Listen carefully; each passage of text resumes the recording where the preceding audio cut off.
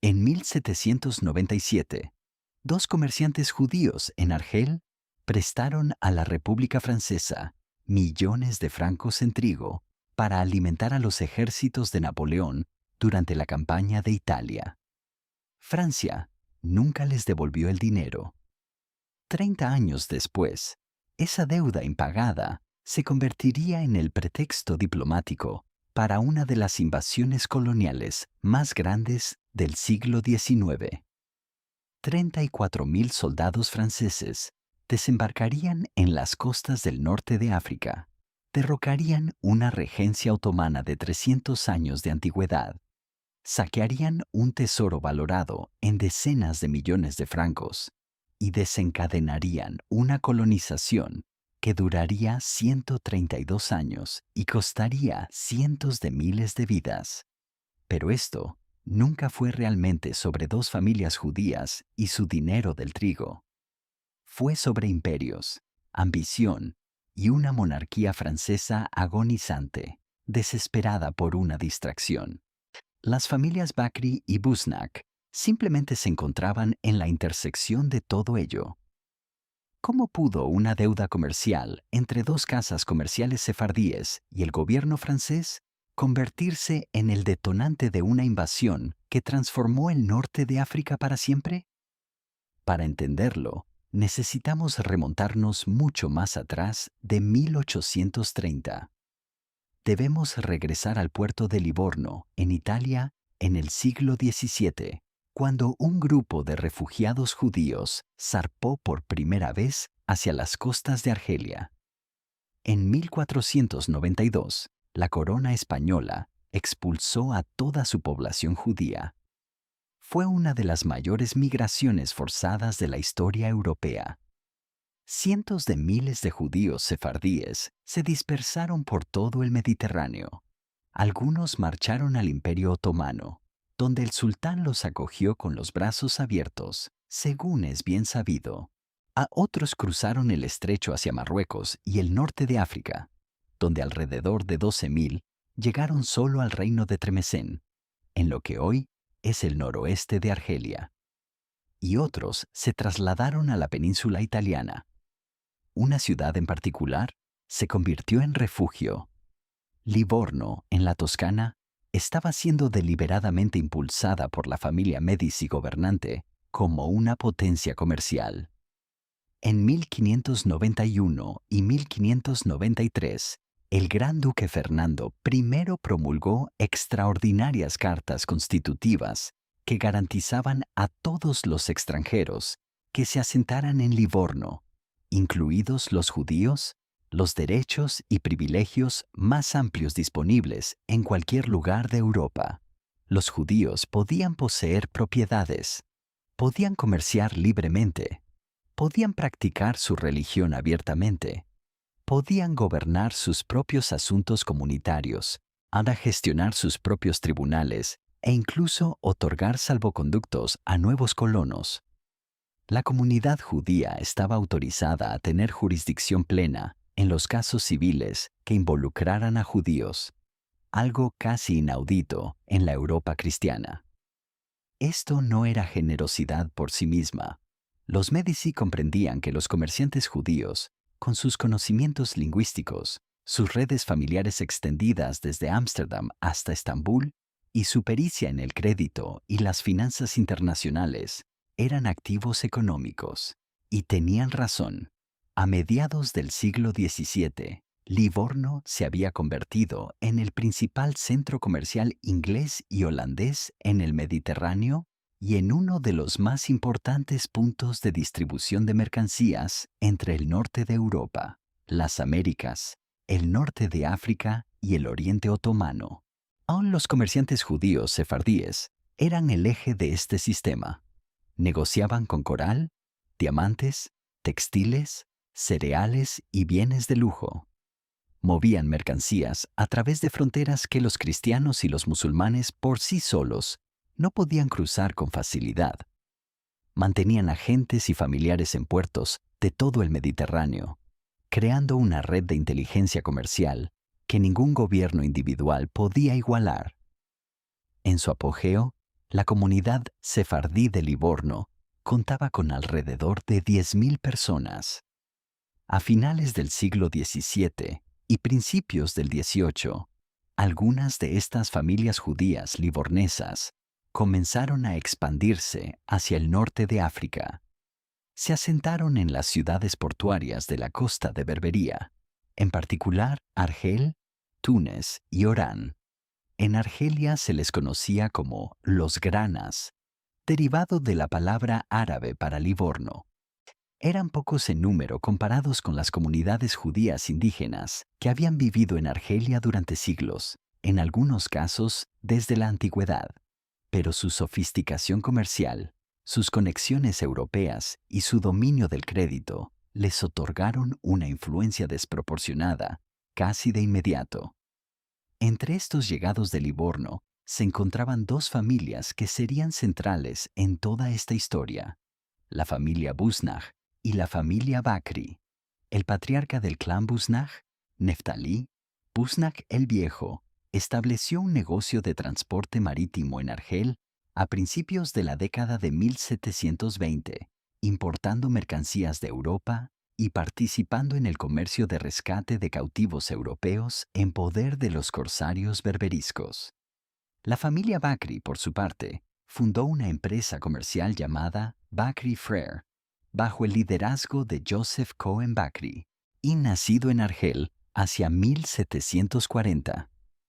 Joseph era banquero, comerciante y líder comunitario, cuya empresa desempeñaría un papel significativo en la política argelina durante los 50 años siguientes. Pero estas familias no operaban en el vacío. Para entender su ascenso, hay que comprender el mundo en el que se desenvolvían. La regencia de Argel formaba parte nominalmente del Imperio Otomano, pero en la práctica era semi-independiente. La gobernaba un dey, un gobernante local elegido entre el cuerpo de jenízaros turcos que guarnecía la ciudad. El dey recaudaba impuestos, gestionaba las relaciones exteriores y controlaba la piratería, que era una fuente de ingresos significativa. El interior del país estaba dividido en 3 provincias, o beylicatos, cada una gobernada por un bey, que respondía ante el dey, pero gozaba de una autonomía considerable. Para las comunidades judías que vivían bajo este sistema, la vida estaba regida por el régimen de la Dima. Los judíos y los cristianos eran tolerados como gentes del libro y se les permitía practicar su fe, pero eran súbditos de segunda clase. Pagaban impuestos especiales, sufrían restricciones en el vestido y el comportamiento, y estaban sujetos a los caprichos de quien ostentara el poder. La violencia contra los judíos no era infrecuente. Los pogromos estallaban periódicamente, y los líderes judíos podían ser encarcelados, expropiados o ejecutados cuando los vientos políticos cambiaban.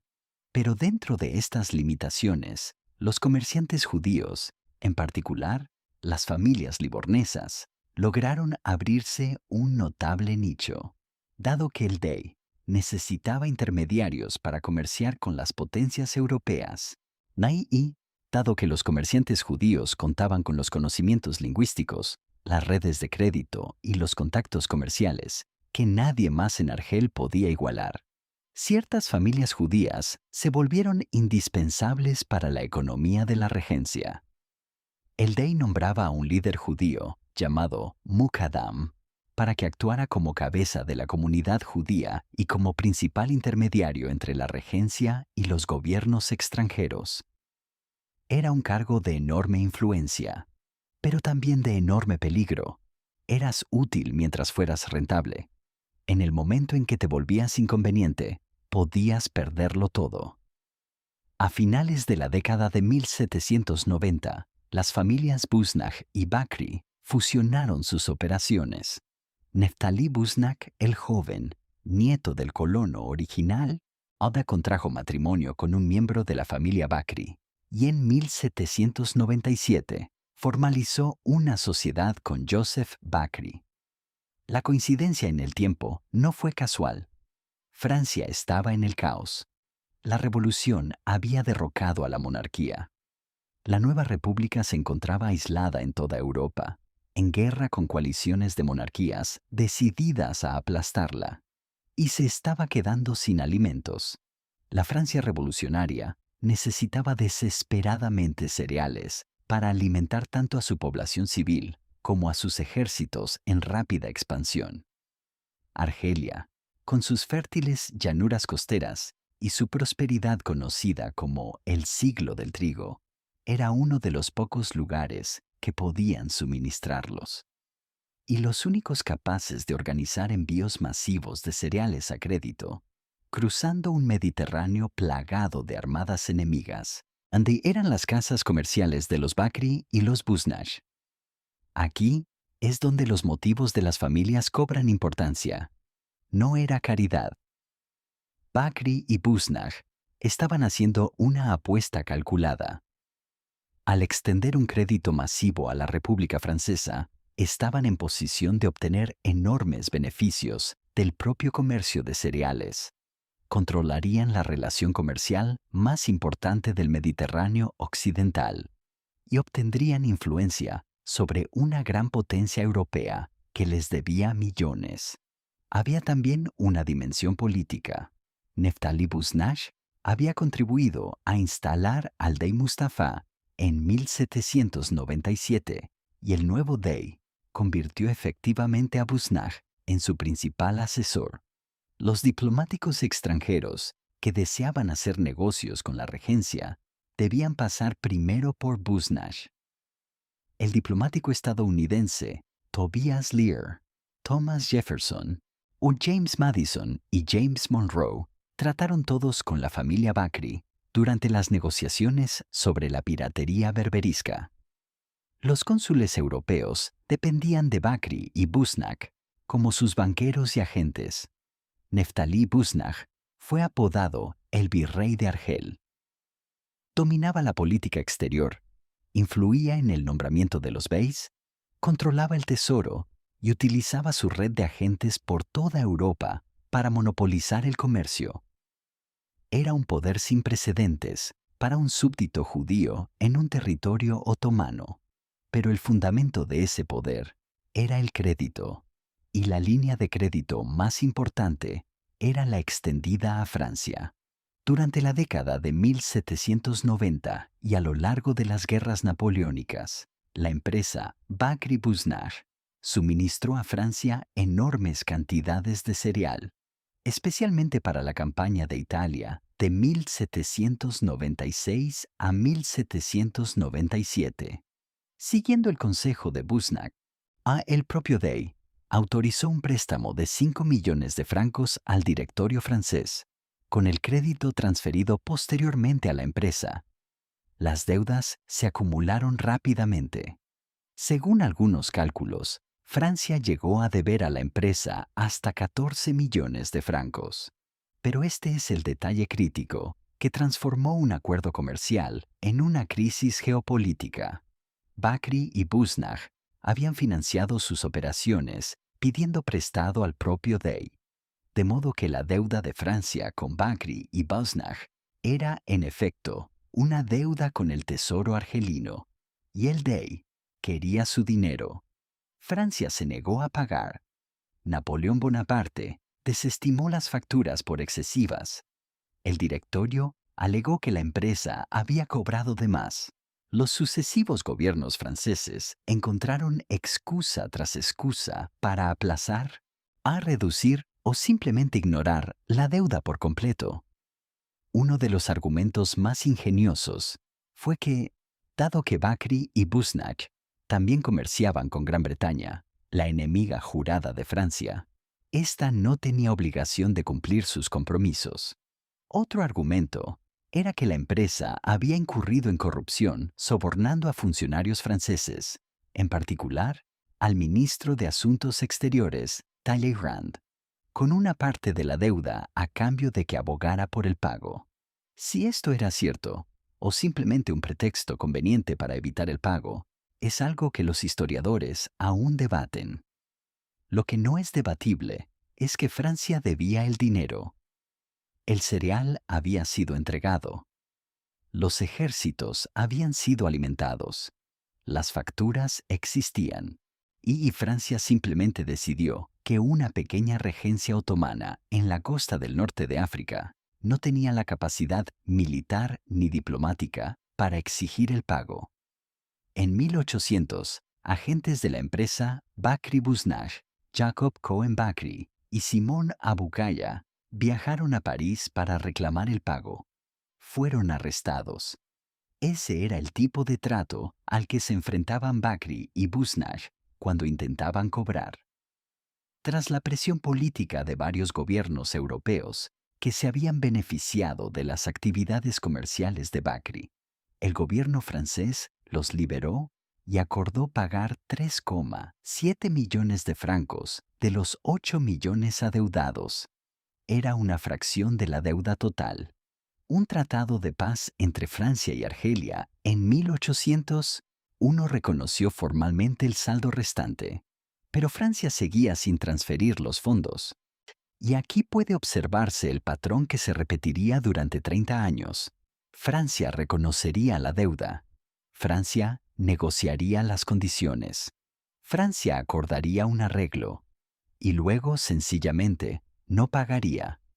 Mientras tanto, la situación en Argel se estaba volviendo peligrosa para las familias Bakri y Busnach. La guarnición de jenízaros turcos resentía el poder de Busnach. Le culpaban de la escasez de cereales en la ciudad a causa de sus masivas exportaciones a Francia, y la acusación no carecía de fundamento. Cuando enormes cantidades de trigo argelino eran enviadas para alimentar a los ejércitos franceses, inevitablemente había menos cereal disponible en el mercado local. Los precios subían, la gente pasaba hambre. Y el blanco obvio de su ira era el comerciante judío que enviaba su alimento a una potencia extranjera a crédito, que quizás nunca sería reembolsado. El hecho de que un dhimmi judío ostentara más influencia que el estamento militar era una fuente de tensión constante y latente. Los jenízaros se habían sublevado antes, y la posibilidad de un nuevo estallido nunca estaba lejos de la superficie. El 28 de junio de 1805 estalló. Neftalí Busnach caminaba por las calles de Argel, cerca de la oficina del representante del bey de Constantina, cuando un soldado jenízaro le disparó en el abdomen. Logró regresar a su casa, pero no volvió a pronunciar una sola palabra. Murió 2 horas después. Fue enterrado esa misma tarde. Su asesinato fue recogido en el Times de Londres, el Journal des Débats de París y en despachos diplomáticos enviados a Washington y Madrid. Tal era la notoriedad de este comerciante judío de Argel, que su muerte fue noticia internacional en 4 capitales. Pero su muerte fue solo el principio. El secretario de un diplomático estadounidense en Argel, de nombre Mountford, describió el caos que siguió en un relato casi hora a hora. El acto de un solo soldado lo sumió todo en la confusión. Escribió: «La ciudad parece estar al borde de la insurrección. Tal es el clamor contra los judíos». Lo que siguió fue un pogrom a gran escala contra la comunidad judía de Argel. El barrio judío fue saqueado. Los cálculos sobre el número de muertos varían. Pero investigaciones recientes basadas en fuentes archivísticas portuguesas sugieren que más de 150 miembros de la comunidad judía fueron asesinados. Los hogares y negocios judíos fueron devastados.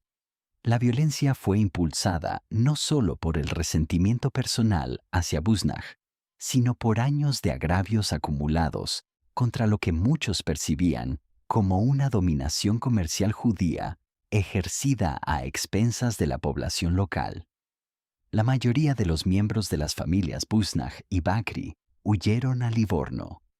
Michel Busnach, hermano de Neftalí, y Joseph Cohen Bakri y su hijo David permanecieron para intentar salvar las finanzas de la empresa, pero vivían con los días contados en una ciudad que acababa de demostrar, de forma violenta, Los límites de la influencia judía en la regencia.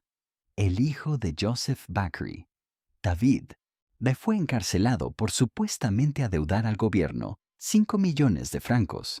Los gobiernos europeos intervinieron para asegurar su liberación, un testimonio de hasta qué punto los intereses comerciales europeos estaban entrelazados con la empresa Bakri.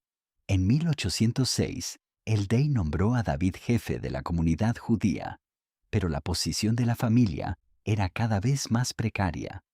David intentó gestionar la empresa durante varios años, manteniendo las operaciones de transporte marítimo y comercio, mientras navegaba por un entorno político cada vez más hostil. En 1811 fue ejecutado bajo una acusación de traición. Los detalles concretos de su supuesto delito siguen siendo oscuros, pero el mensaje era inequívoco. Joseph Bakri retomó el control de los asuntos de la empresa. Fue nombrado líder de la comunidad judía por el Dey. Pero en 1816, el Dey confiscó sus bienes y lo desterró de Argel. Algunas fuentes sugieren que huyó porque el ambiente antijudío se había vuelto insoportable. Joseph Bakri regresó a Livorno, la ciudad que sus antepasados habían abandonado un siglo antes, y murió allí en la pobreza. En 1815, entre el asesinato de Busnach y el destierro de Joseph, el gran rabino de Argel fue decapitado en otro estallido de violencia.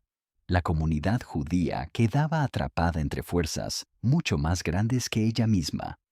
Útil para todos, segura con ninguno.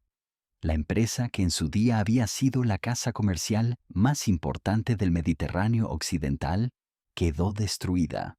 Pero la deuda seguía constando en los libros. Los años transcurridos entre 1800 y 1826 fueron un desastre diplomático a cámara lenta. Argelia, bajo sucesivos deys, y exigía repetidamente que Francia pagara lo que debía. Francia postergaba repetidamente. La deuda Bakri-Busnach se convirtió en un irritante permanente en las relaciones entre los dos países, una herida que ninguna de las partes podía sanar, porque ninguna de las partes estaba dispuesta a ceder. Francia no quería pagar porque, francamente, no tenía por qué hacerlo. Argelia era débil y se debilitaba con cada década que pasaba. El poder de la regencia siempre había reposado sobre 3 pilares: la guarnición genízara, la flota corsaria y los pagos de tributo exigidos a las naciones europeas a cambio de no atacar sus navíos. A principios del siglo XIX, los 3 pilares se estaban desmoronando. Los Estados Unidos habían librado 2 guerras contra los estados berberiscos en 1801 y 1815, y habían demostrado que una marina occidental decidida podía proyectar su fuerza en el Mediterráneo con total impunidad. En 1816, una flota anglo-holandesa, conjunta al mando de Lord Exmouth, bombardeó Argel durante 9 horas, devastando el puerto, destruyendo gran parte de la flota corsaria y obligando al Dey a liberar a los cautivos europeos. El mensaje era claro. La era en que las regencias norteafricanas podían aterrorizar a la navegación europea con relativa impunidad estaba llegando a su fin. La autoridad efectiva del Dey apenas se extendía más allá de las ciudades costeras. El interior estaba dividido en 3 beylicatos, beyliks, cada uno gobernado por un bey, que era nominalmente subordinado al Dey, pero que con frecuencia actuaba de manera independiente. El cuerpo de genízaros era díscolo e indigno de confianza, un más propenso a asesinar a un Dey impopular que a combatir a un ejército europeo. Argelia era, en el crudo cálculo de la política de poder europea, un país que no estaba en condiciones de obligar a Francia a hacer nada. Pero la deuda seguía siendo una carta útil para ambas partes. Para el Dey era una cuestión de honor nacional y de reponer las arcas del tesoro. Cada franco que Francia retenía era un franco que el tesoro argelino dejaba de cobrar. Y dicho tesoro estaba cada vez más desesperado por obtener ingresos a medida que los beneficios de la piratería se agotaban.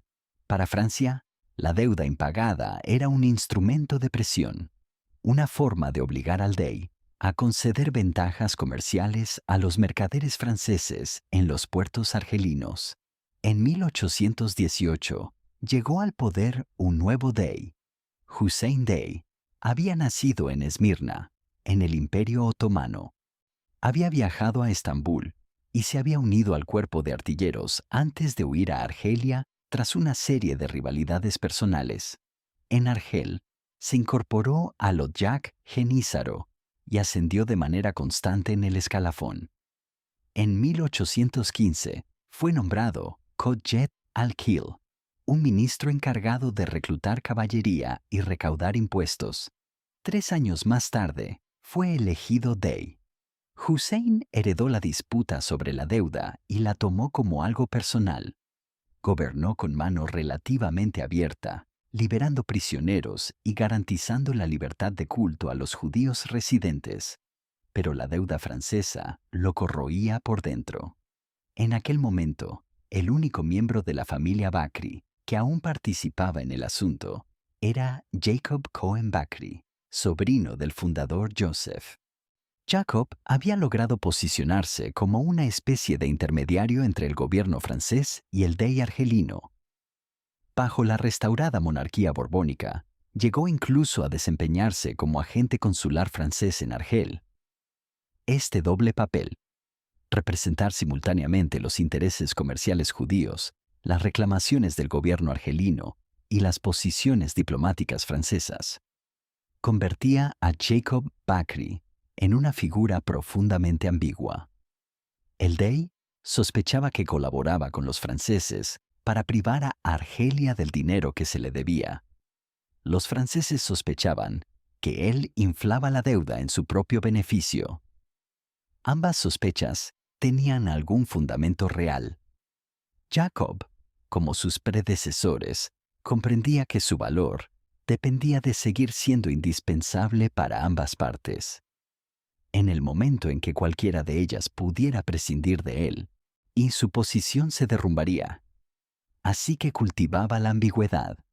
Decía a cada parte lo que quería escuchar. Extraía concesiones donde podía y confiaba en que la deuda se resolviera en términos lo suficientemente favorables como para que nadie se volviera contra él. En 1820, el rey Luis XVIII de Francia pagó aproximadamente la mitad de la deuda original, pero el acuerdo se estructuró de manera que priorizaba los pagos a los acreedores franceses de la firma Bakri, dejando efectivamente al Dey fuera de los fondos que él consideraba debidos al tesoro argelino. Hussein Dey estaba furioso. Llegó a la conclusión, con razón, de que Francia y sus intermediarios judíos habían conspirado para defraudarlo. En un momento dado, el Dey incluso solicitó al gobierno francés que retirara a su cónsul y devolviera a Argelia a los intermediarios judíos que residían en Francia, argumentando que solo servían como instrumentos de engaño entre los dos gobiernos. Para 1826, la deuda había crecido hasta 14 millones de francos, incluida una acumulación de intereses de 4 millones. Se formó un nuevo comité para resolver el asunto. La cifra acordada fue de 7 millones de francos, la mitad de la reclamación total. Los sucesores de Bakri y Busnach la aceptaron. El Dey la aceptó, pero el gobierno francés impuso condiciones, reservando porciones del pago para ciudadanos franceses que alegaban tener deudas con la firma Bakri. Esto significaba que el Dey, quien se consideraba el acreedor último, recibiría solo una fracción incluso del acuerdo reducido. Mas el Dey estaba siendo defraudado, y él lo sabía. El 29 de abril de 1827, Los cónsules, diplomáticos y agentes de diversas naciones europeas se reunieron en Argel para una recepción en el Palacio del Dey. Era el final del Ramadán, una ocasión festiva. Entre los invitados se encontraba Pierre de Val, el cónsul general de Francia, un diplomático de carrera perteneciente a una familia que había servido como traductores para el servicio diplomático francés ante el Imperio Otomano desde 1716. Hussein Dey aprovechó la ocasión para confrontar directamente a de Val. Le preguntó si Francia tenía intención de cumplir el acuerdo sobre la deuda. Le preguntó si los fondos habían sido transferidos. Las respuestas de Val fueron evasivas en el mejor de los casos y desdeñosas en el peor. Según algunos testimonios, Val le dijo al Dey que su majestad cristianísima no podía dignarse a corresponder con el Dey. Otros relatos sugieren que Val hizo comentarios ofensivos sobre el Islam y los musulmanes. Lo que sucedió a continuación se convirtió en uno de los incidentes diplomáticos más trascendentales del siglo XIX. Hussein Dey, encolerizado por años de evasivas francesas y por lo que percibió como un insulto personal, golpeó a Pierre de Val con su matamoscas. Algunos testimonios dicen que lo golpeó una vez, otros que 3. El objeto en sí era un utensilio africano corriente para espantar moscas, difícilmente un arma. Pero en términos diplomáticos, fue un terremoto. Ahora bien, vale la pena detenerse para considerar el contexto. El incidente del matamoscas no ocurrió en el vacío. El Dey tenía agravios adicionales más allá de la deuda. Francia había estado fortificando ilegalmente sus factorías comerciales en suelo argelino. El sobrino de Val, que ejercía como cónsul en la ciudad costera de Bona, había supervisado la construcción de fortines alrededor de las factorías francesas en directa violación de los acuerdos con la regencia. El Dey veía esto como una usurpación territorial, y tenía razón. Existía también la sospecha más amplia, muy extendida en la corte del Dey, de que el cónsul de Val era personalmente corrupto. La prensa liberal francesa había acusado a de Val de robar 2 millones de francos de los pagos de la deuda que debían destinarse a Bakri y al Dey. Fuera esto cierto o no, reforzaba la convicción del Dey de que Francia, su cónsul y sus intermediarios judíos conspiraban todos juntos contra Argelia. Pero el gobierno francés se aferró al incidente del matamoscas como un insulto nacional. Exigió una disculpa formal.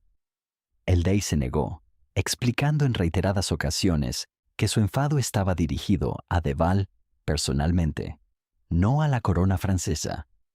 Envió cartas aclarando su posición. Francia no estaba interesada en aclaraciones. Francia estaba interesada en un pretexto. He aquí algo que raramente se menciona cuando se cuenta esta historia. La invasión francesa de Argelia había sido planeada mucho antes de que un matamoscas tocara el rostro de ningún diplomático. El propio Napoleón Bonaparte había considerado Argelia como esencial para la expansión comercial francesa en 1807 y 1808, durante sus reuniones con el zar Alejandro I en Tilsit y Erfurt. Napoleón incluía siempre Argelia en sus planes para repartirse el Imperio Otomano. En 1808, envió a un ingeniero militar llamado comandante Boutin a Argelia para realizar un reconocimiento topográfico secreto y elaborar planes de invasión. Boutin cartografió la costa, identificó puntos de desembarco y desarrolló un detallado plan operativo. Napoleón nunca pudo usar esos planes. Los desastres de España y Rusia consumieron sus ejércitos, pero los documentos fueron cuidadosamente conservados, y en 1830 fue el plan de invasión de Boutin, con 22 años de antigüedad, el que los militares franceses desempolvaron y siguieron casi al pie de la letra. El rey Carlos X estaba en serias dificultades políticas. La restauración borbónica era impopular. Sus políticas internas eran torpes. Perdía apoyos continuamente entre la opinión pública francesa y, en particular, entre los veteranos de las guerras napoleónicas que poblaban París. Necesitaba una victoria exterior espectacular para avivar el sentimiento patriótico y distraer la atención de sus fracasos en el interior. El incidente del matamoscas le proporcionó su excusa, pero los franceses no se precipitaron hacia la guerra. En cambio, impusieron un bloqueo naval a Argel en junio de 1827. El bloqueo duró 3 años y fue, por casi cualquier medida, un fracaso. Le costó a Francia 7 millones de francos anuales mantenerlo. Perjudicó a los mercaderes franceses de Marsella mucho más que a los argelinos, privándoles de un mercado donde tenían intereses comerciales significativos. Los capitanes corsarios del Dey demostraron ser hábiles para burlar el bloqueo, y la costa argelina era simplemente demasiado larga y abrupta para sellarla de manera efectiva. En un momento dado, aún los capitanes argelinos intentaron romper el cerco cerca de Ras Caxene en octubre de 1827 y, aunque ese intento fracasó, embarcaciones menores continuaron esquivando a la marina francesa durante todo el bloqueo.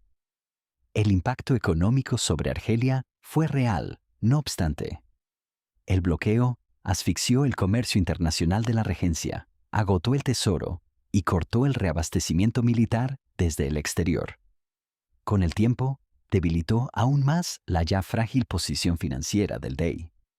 Francia llegó incluso a explorar la posibilidad de que Mohammed Ali de Egipto atacara Argelia en su nombre en 1829. Pero el gobernante egipcio exigió un precio demasiado alto y finalmente se negó. Mientras tanto, el sultán otomano Mahmud II intentó mediar en repetidas ocasiones. Envió emisarios para convencer a Hussein Dey de que se disculpara y firmara la paz. Llegó incluso a despachar a un antiguo gran muftí de Argel que se había retirado a Turquía. Los británicos, preocupados por cualquier alteración del equilibrio de poder en el Mediterráneo y comprometidos a mantener la integridad territorial otomana, también presionaron al Dey para que llegara a un acuerdo. El cónsul británico en Argel animó activamente al Dey a mantenerse firme, lo que sugiere que los motivos de Londres no eran puramente diplomáticos. Un enfrentamiento prolongado entre Francia y Argelia convenía perfectamente a los intereses británicos, pero Hussein Dey se negó a disculparse. No creía deber ninguna disculpa a Francia. Y francamente, vistas las circunstancias, 30 años de evasión deliberada de la deuda, la fortificación ilegal de factorías francesas en su territorio, a un cónsul ampliamente sospechoso de corrupción personal, es difícil darle la razón. A principios de 1830, Francia envió un barco con un embajador a bordo, portando una propuesta final de negociación. Las baterías costeras del Dey abrieron fuego contra él. Esa fue la gota que colmó el vaso, o más bien, la última de una serie de pretextos que Francia había ido acumulando cuidadosamente durante 3 años. El 31 de enero de 1830, el gobierno de Carlos X decidió formalmente lanzar una expedición militar contra Argel. El 14 de junio de 1830, una flota de más de 600 navíos partió del puerto de Tolón bajo el mando del almirante Duperré, quien en realidad había desaconsejado la expedición por considerarla demasiado peligrosa. Fue descartado y puesto al mando de la flota de todas formas. La Armada transportaba 34.000 soldados bajo el mando del general Louis-Auguste Victor de Guisnay, conde de Bourmont. Desembarcaron en Sidi Ferrous, una península situada a unos 27 kilómetros al oeste de Argel, siguiendo la ruta exacta que el comandante Boutin había trazado 22 años antes para Napoleón. El Dey se apresuró a organizar una defensa. Reunió aproximadamente 7.000 genízaros, 19.000 tropas de los beys de Constantina y Orán, y unos 17.000 guerreros kabilas del interior montañoso. Declaró una yihad sagrada contra los invasores franceses y envió cartas a las tribus de todo el país, llamándolas a las armas. Se despacharon cartas específicas a las belicosas tribus Zuagua e Iflisen de Kabilia, renombradas por su destreza militar. El mando supremo de todas las fuerzas argelinas fue confiado a Ibrahim Aga. Pero aunque las fuerzas argelinas eran numéricamente comparables a las francesas, estaban mal coordinadas, armadas de forma irregular y no podían hacer frente a la disciplinada infantería francesa con su artillería superior. La marina argelina, que podría haber disputado el desembarco, estaba prácticamente ausente. Sus mejores navíos habían sido enviados a auxiliar a Constantinopla en el Mediterráneo Oriental. El 19 de junio, 5 días después del desembarco, tuvo lugar la batalla decisiva en Estaweli. Las fuerzas argelinas, al mando de Ibrahim Aga, descendieron de un gran campamento instalado en una meseta cercana en las primeras horas de la mañana y atacaron a las 2 divisiones francesas que ya habían desembarcado. Fue una carga valiente pero desorganizada, y el fuego de artillería francesa y las cargas a la bayoneta rechazaron el asalto y convirtieron la retirada argelina en una desbandada general. A mediodía, los franceses habían tomado el campamento argelino junto con armas, ganado, víveres y riquezas que los defensores habían abandonado en su huida. Gran parte de las fuerzas tribales simplemente regresó a sus hogares. En las 2 semanas siguientes, los franceses avanzaron hacia Argel entre una resistencia esporádica. El 4 de julio, el fuerte del emperador, la principal fortificación defensiva que dominaba la ciudad, cayó tras un intenso bombardeo. Las defensas del fuerte habían sido diseñadas para una época diferente y no podían resistir la artillería moderna francesa. Esa misma tarde, Hussein Dey firmó una rendición incondicional. El 5 de julio de 1830, los franceses entraron en Argel. Los términos de capitulación debían garantizar la libertad y la propiedad de todos los habitantes con independencia de su religión. Francia se comprometió por escrito a no atentar contra la libertad de las personas de todas las clases, ni contra su religión. Esos términos se quebrantaron casi de inmediato. Lo que siguió a la caída de Argel fue un saqueo sistemático de tal magnitud que escandalizó incluso a los observadores contemporáneos.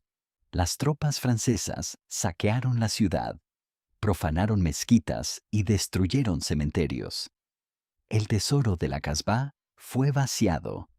Los registros oficiales franceses reconocieron el envío a Francia de 43 millones de francos en oro y plata en el mes siguiente a la toma de la ciudad.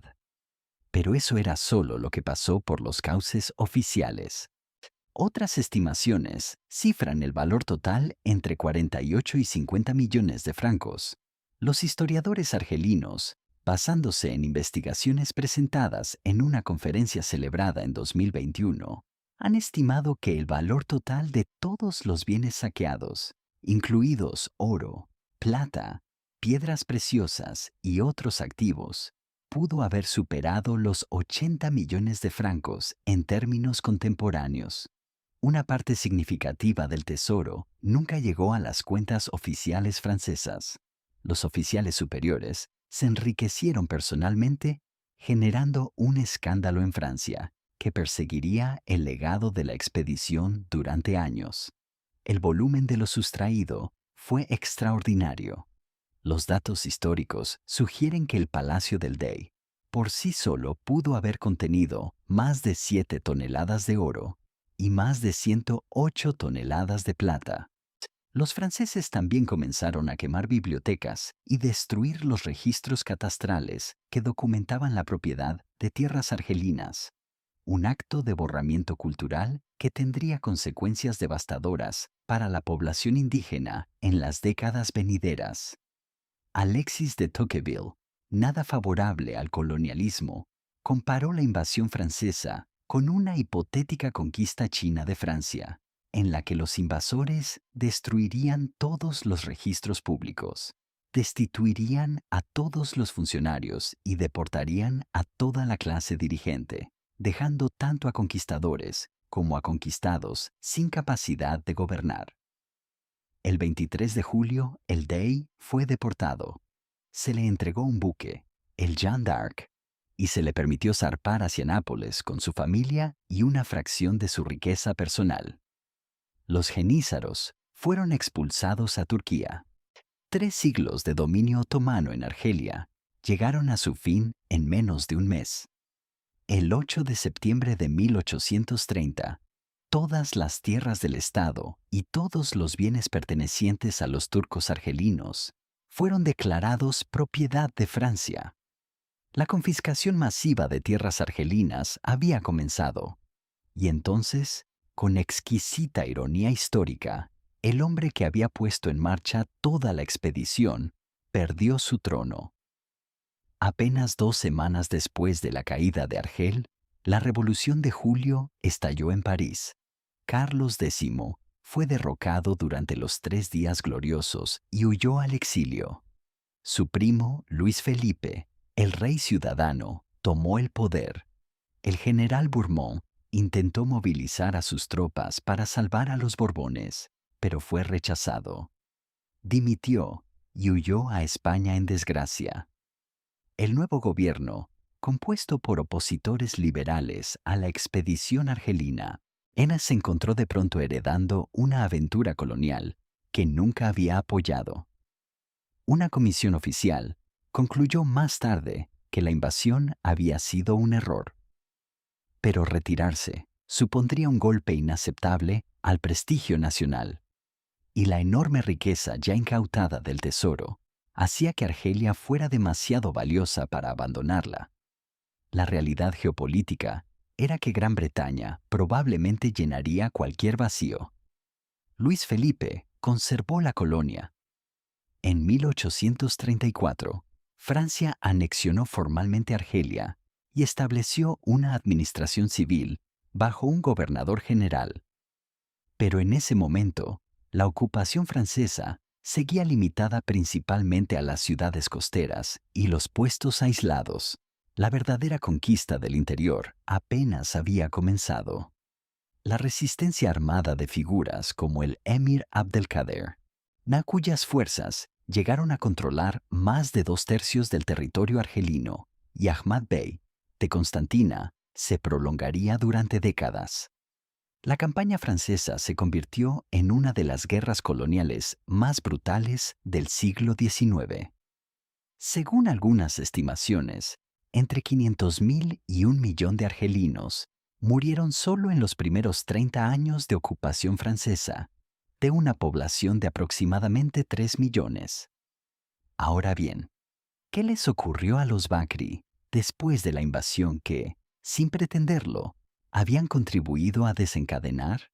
Jacob Cohen Bakri, el último gran personaje de la saga argelina de la familia, había ejercido como agente consular francés durante los últimos años previos a la invasión.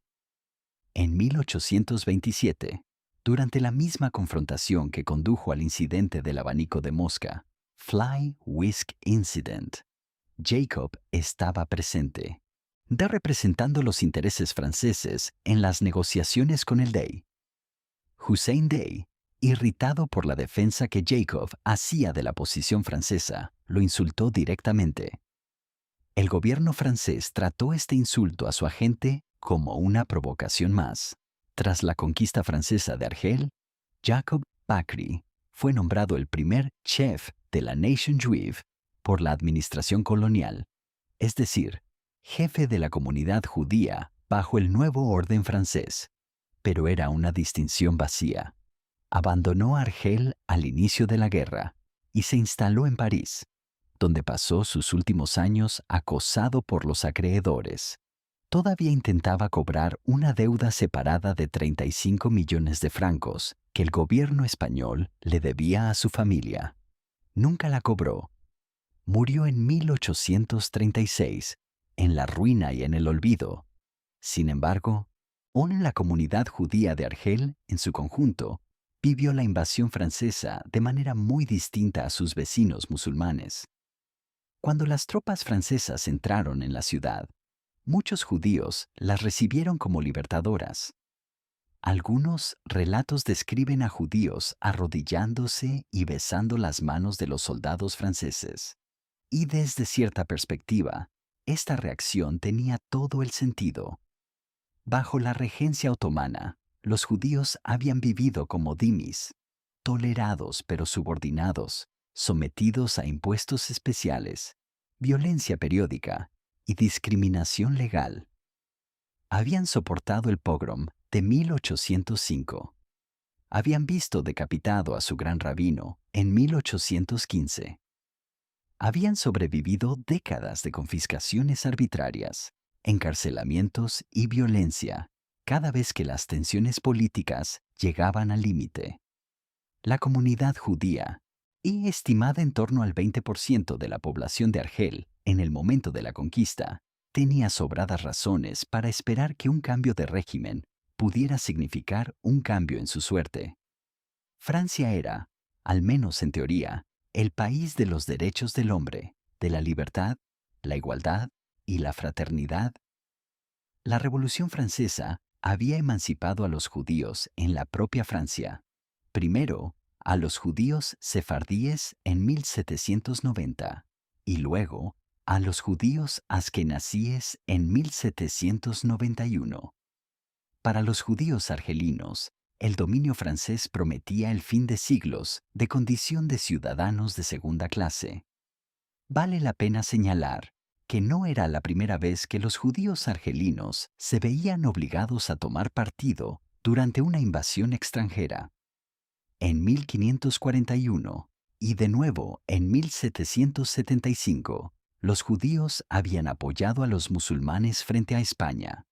La victoria sobre la flota española en 1541, cuando una tormenta providencial destruyó 150 barcos de la Armada Española que encallaron en los arrecifes del puerto de Argel, fue incluso conmemorada como un Purim de Argel especial por la comunidad judía.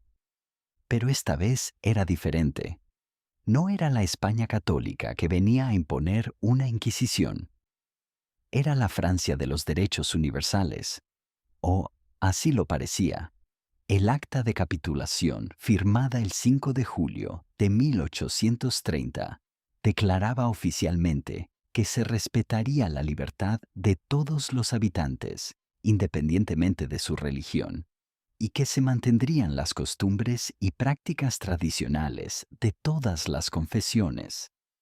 En la práctica, sin embargo, el viejo orden fue desmantelado de inmediato. Los judíos ya no serían definidos por su condición de dhimis. Pasaron a ser súbditos de la ley francesa y el sistema autónomo de tribunales judíos fue disuelto. El estatuto personal judío, incluidos el matrimonio, el divorcio y la herencia, que durante siglos había estado regido por la ley religiosa, quedó ahora sujeto a la autoridad civil francesa. Pocos meses después de la conquista, el Consejo Municipal de Argel ya incluía a 2 representantes judíos. Jacob Bakri fue nombrado jefe de la comunidad. Las autoridades francesas empezaron a reorganizar las estructuras comunitarias judías según el modelo francés, nombrando grandes rabinos con el mandato de, como rezaba una directiva, inculcar una obediencia incondicional a las leyes, la lealtad a Francia y la obligación de defenderla. Se establecieron consistorios inspirados en el sistema francés para gobernar la vida religiosa judía. No todos los judíos acogieron estos cambios con agrado. Los rabinos se preocupaban por la secularización que traería la ciudadanía francesa. El rabino Abraham Hassan expresó su horror ante la erosión de la autoridad religiosa, quejándose de que las costumbres francesas se estaban imponiendo a la comunidad y de que apenas quedaba nada del judaísmo tradicional. Durante aproximadamente 40 años tras la conquista, los judíos argelinos existieron en una especie de limbo jurídico. Ya no eran dimis, pero tampoco eran ciudadanos aún. Eran súbditos, atrapados entre dos mundos. Pero esta liberación tuvo un coste que tardaría décadas en revelarse plenamente.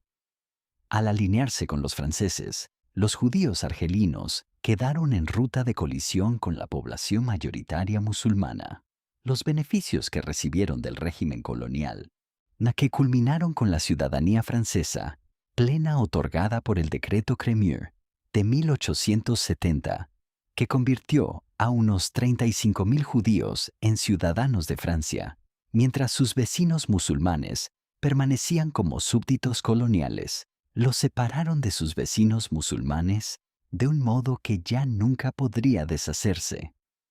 Cuando Argelia alcanzó finalmente la independencia en 1962, prácticamente toda la comunidad judía, unas 130.000 personas, partió junto con los franceses.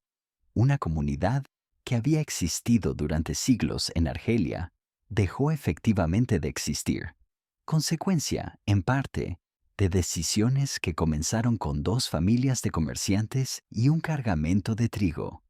¿Quién era, pues, el verdadero responsable de lo ocurrido? Esa es la pregunta con la que toda esta historia nos obliga a quedarnos. Las familias Bakri y Busnak no eran víctimas inocentes en este asunto. Eran operadores astutos y ambiciosos que supieron aprovechar su posición comercial al máximo en beneficio personal y político. Naftali Busnach acumuló tanto poder que le apodaron el virrey de Argel. Nombraba y destituía beys, monopolizaba el comercio. Convenció a una sucesión de deys de que las deudas contraídas con su empresa eran asuntos de diplomacia de Estado, convirtiendo efectivamente sus intereses comerciales privados en política nacional. La familia jugó a varios bandos, representando intereses franceses mientras tomaba prestado del Dey, comerciando con Gran Bretaña mientras obtenía crédito francés, usando los gobiernos europeos para presionar a la regencia, mientras usaba la regencia para presionar a los gobiernos europeos. Pero también actuaban dentro de un sistema diseñado para explotarlos. Como dimis, no tenían derechos garantizados. Su riqueza e influencia podían serles arrebatadas en un instante, como ocurrió tras el asesinato de Busnach. Resultaban útiles al Dey mientras el dinero fluía y prescindibles en el momento en que dejaba de hacerlo. Resultaban útiles a Francia mientras el trigo llegaba y desechables una vez que la deuda venció.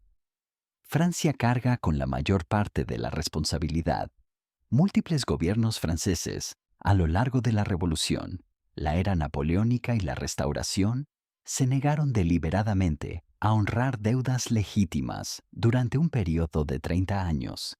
Utilizaron la deuda como palanca, manipularon a intermediarios, estructuraron acuerdos para defraudar al tesoro argelino y, en última instancia, convirtieron en arma la crisis diplomática resultante como pretexto para una invasión que había sido planificada desde 1808. El incidente del abanico de Mosca no fue la causa de la invasión, fue la excusa. Como señaló un historiador, el encuentro entre Deval y Hussein fue un pretexto para los hechos que siguieron, no su causa. ¿Y la deuda en sí? ¿El supuesto casus belli? Después de que Francia conquistara Argel y saqueara entre 43 y 50 millones de francos del tesoro, la deuda original de Bakri y Busnach, de entre 7 y 14 millones de francos, parecía casi insignificante en comparación. Francia había pasado décadas negándose a pagar una fracción de lo que iba a incautarse en una sola tarde de saqueo. La invasión no tenía por objeto recuperar el honor de un diplomático ni resolver una disputa comercial.